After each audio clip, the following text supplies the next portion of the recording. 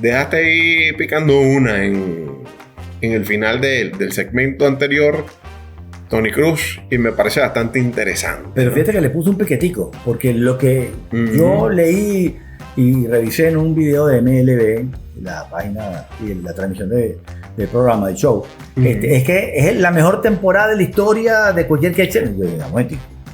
De lo que estamos actualmente ahorita, sí, estoy de acuerdo. De la mejor temporada de la historia del gol para un receptor, hermano, son palabras mayores. Sí. Hay catcher que ha tenido temporada soñada, mi estimado Aquiles. Primero vamos a hablar por esa situación del mejor catcher de momento.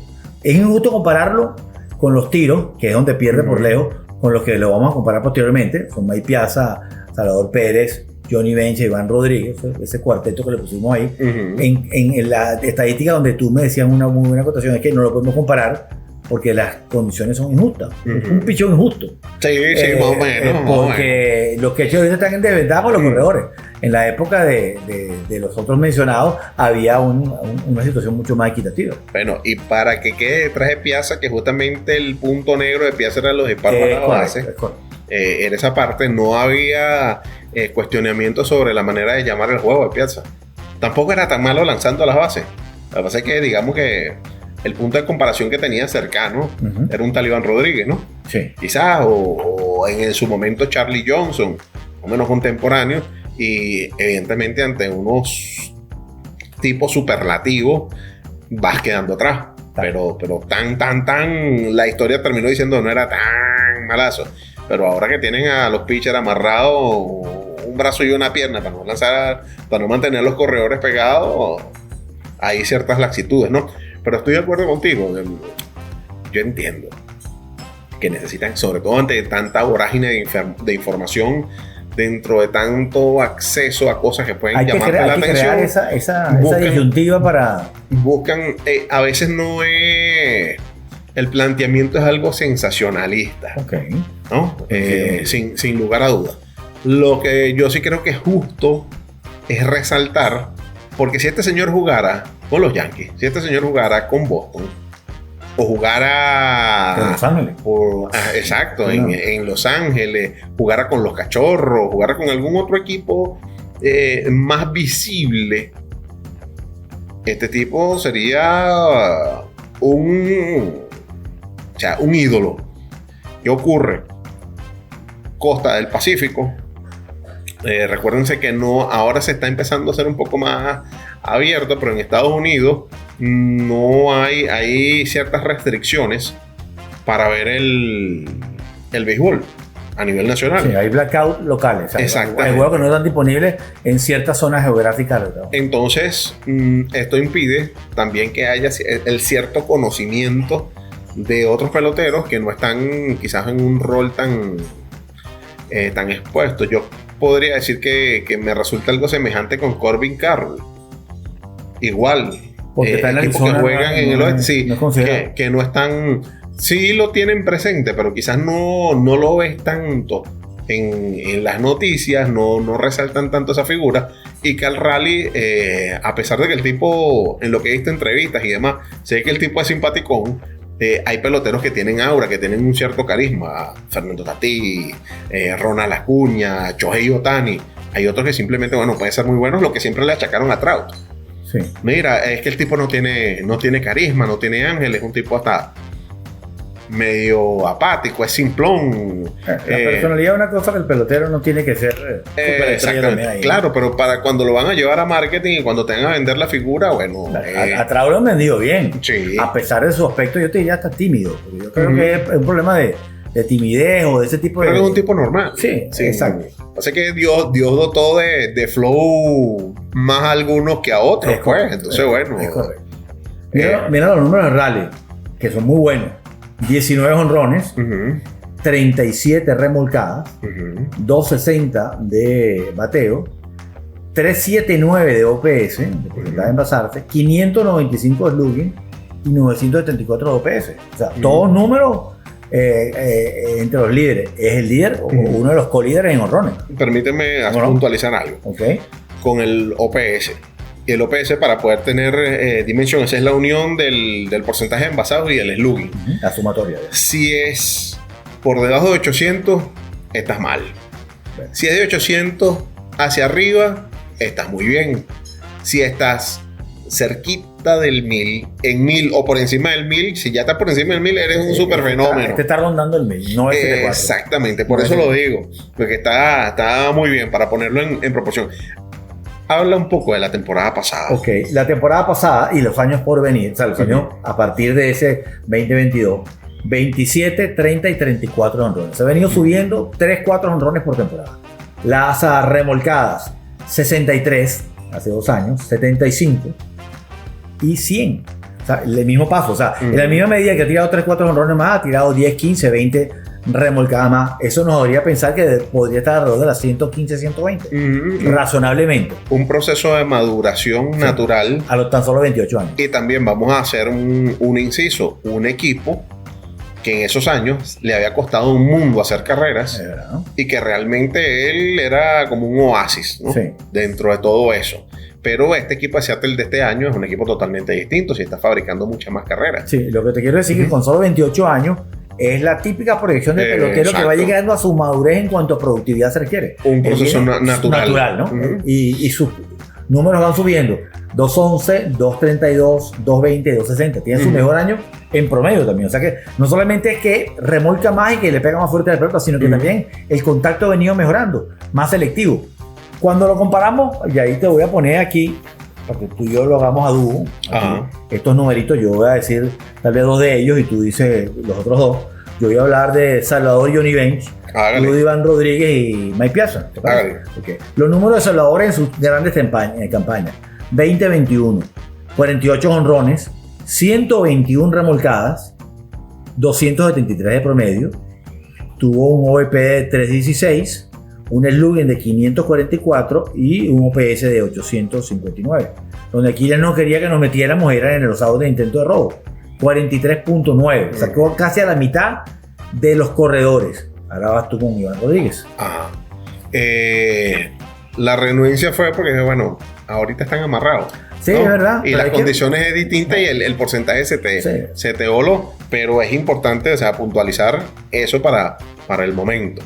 Iván Rodríguez en 1999 tuvo una campaña de 35 honrones, 113 carreras impulsadas, un OVP de 332, un OPS de 914, nada más y nada menos, y un porcentaje de 54.7% de retirados en intento de robo. Ya, eso fue superlativo, inclusive para esa época era una cuestión tremenda. Fue más valioso y guante de oro. Solo 7 errores. Solo 7 errores en toda la campaña. Jugando prácticamente todos los juegos de Texas. Que ese es otro detalle más que había que incluir. Sí. Porque la cantidad de juegos que tenían los receptores en aquella época no es ni remotamente la actual. O sea, Will Smith, que está considerado entre uno de los mejores catchers de esta época, se estaba quejando y dijeron, no, hay que buscarle a alguien que lo apoye porque que echó mucho, 117 juegos.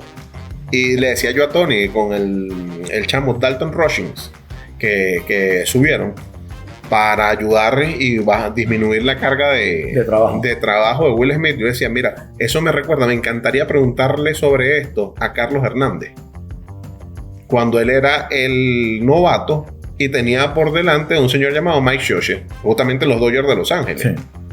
Y a Carlos le costó para tener que, pues bueno, cuando sale de los Dodgers es que se hace catcher regular con los Padres de San Diego, después los Cardenales de San Luis, pero le costó. Entonces ahora es otra idiosincrasia.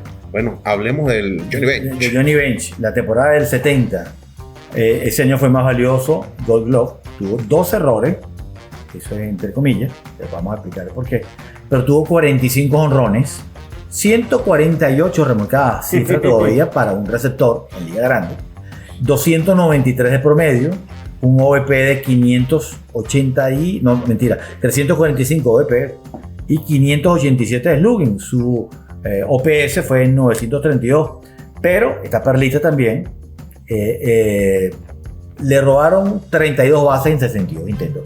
Significa que hizo out a 30. Eso es del 48.4%. En una época que posiblemente tenía algunos de los mejores robadores porcentuales de la historia del béisbol. Me refiero entre los 70 y mediados del 8. Así es. Y al otro que vamos a sumar a este combo, a Mike Piazza, que probablemente de todo este lote quizás sea el más recordado por su potencia ofensiva, ¿no? Sí. En 1997 tuvo una campaña de 40 jonrones y 124 carreras empujadas, con un promedio de 362, un OVP de 431, un porcentaje de slugging de 638 y un OPS de 1070. Sí. Bárbaro. Ofensivamente una barbaridad de temporada. A este sí, en cambio, tuvo un porcentaje más terrenal de retirado en intento de robo, el 27.7%, que era más o menos la media de la liga. Sí, la media de la liga estaba entre 28 y 30%. Le salieron 155 y le robaron 112. Entonces, en esa campaña él cometió 16 errores. Falta mucha, porque ni siquiera la mejor temporada hasta ahora de Rally es comparable a estas tres campañas que acabamos de hablar. La mejor fue la del año pasado, 34 jonrones, 100 remolcadas, pero 220 de promedio. Ajá, y cabe destacar que el señor ganó el Guante de Oro. Sí. Ya estamos hablando de o sea, élite para estos momentos, ¿no? Como receptor. Fue 12 en la votación de más valioso y ganó el Guante de Oro. Entonces, Es su único hasta el momento. digamos que ha habido un cambio de paradigma y jugó bastante, además en la receptoría, Sí, en la receptoría jugó, ya te voy a decir, 135 partidos. de los 162. 160. Es bastante. Ahora hay un cambio de paradigma. Desde hace unos cuantos años para acá, el segundo receptor es una pieza bastante importante que tiene por lo menos 2-3 veces oportunidades de jugar a la semana. Hay equipos que lo que Seattle tiene en Cal Raleigh solito lo arman como los cachorros, entre Miguel Amaya y Carson Kelly. Sí. Era en cierta forma la idea de los Medias Rojas con Connor Wong y con Carlos Narváez. Sí. Si vamos así, bueno, lo que está teniendo Atlanta con Sean Murphy y con Drake Baldwin, Sí. por citar ejemplos. Una dupla de receptores para compartir el trabajo. Exactamente. Dentro de todo, aunque todavía la producción de Garber no está a la altura del contrato que venga, no era mala la idea de tener por ahí a Garber designado y que el hombre también tomara algunos juegos como receptor. Pero bueno, con la manera superlativa que ha estado rindiendo Cal Raleigh desde el año pasado, ahí no hay tutía. Le vas a dar algunos días de descanso porque lo necesita, pero cuando no lo tienes que echando, lo tienes como designado. Sí, ese es el otro punto. Ahí Tiene no 11 hay- partidos como designado. Exactamente. Pero de ahí a brincar a decir de una de las temporadas históricas, Tony hizo un trabajo perfecto compilando esta información. Ojo que ahí puede haber más Ujú. que bueno, lo que me vinieron a la mente en el momento que leí lo de Raleigh, ¿no? Exactamente. Tenía mi duda. Si a ustedes le viene a la mente alguno, Se agregará. escríbanos por ahí y lo cotejamos también. Pero yo creo, Tony, definitivamente convencido de que eso es parte de ese elemento que necesitan. Si tú le preguntas y hablan, pero maravillas. De hecho, creo que fue George Kirby. Sí, fue Kirby. El que dijo, si yo pudiera lanzar toda la vida con Cal recibiéndome, yo sería feliz. Si yo pudiera hacer toda mi carrera con Cal recibiéndome. Estamos hablando de, yo creo que a fin de cuentas esta va a ser una... Pasa que cuando estamos atravesando la historia en vivo nos cuesta dimensionar. Pero yo creo que esta rotación de Seattle va a tener un potencial que a lo mejor dentro de algunos años hablaremos como en su momento hablamos aquella rotación de los Tigres de Detroit.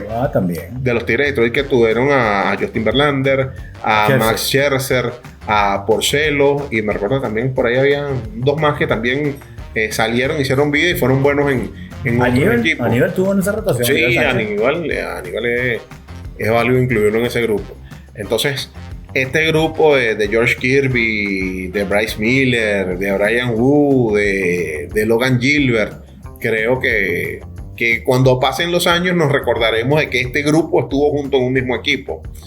Y que tengan esas palabras me recordó a cuando todavía ser equipo tuyo en esa época, Oakland, cuando eran Barricito, Tim Hudson, Mark Mulder, que los recibía Ramón Hernández, que también se deshacían en halagos hacia el careta venezolano. Sí, definitivamente. Ya para terminar con los verdades, antes de ir al corte, firmado hasta este año, elegible para el arbitraje el 2026. ¡A pagar! Sí, yo creo que lo que mejor que puedo hacer es darle un contratico de ya. Y la agencia libre, lo más rápido que pudiera llegar a la agencia libre en caso de que sea así, el 2021. O sea que no hay una preocupación inmediata, pero ya Seattle debería estar haciendo planes para mantenerlo en nómina. Y yo creo que le podría interesar a los dos.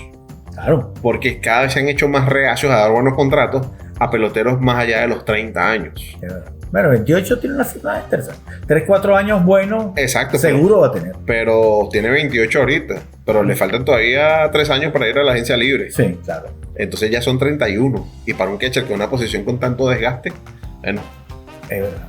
Ya veremos qué hace Dipoto con una gerencia que es así. Con unos propietarios que son así. Canguro con pingüino, para que las manos no le lleguen a los bolsillos. Mira, nosotros sí. No es para ti. Venimos en breve. En cuestión de minutos nada más estamos de vuelta con más de esta línea entre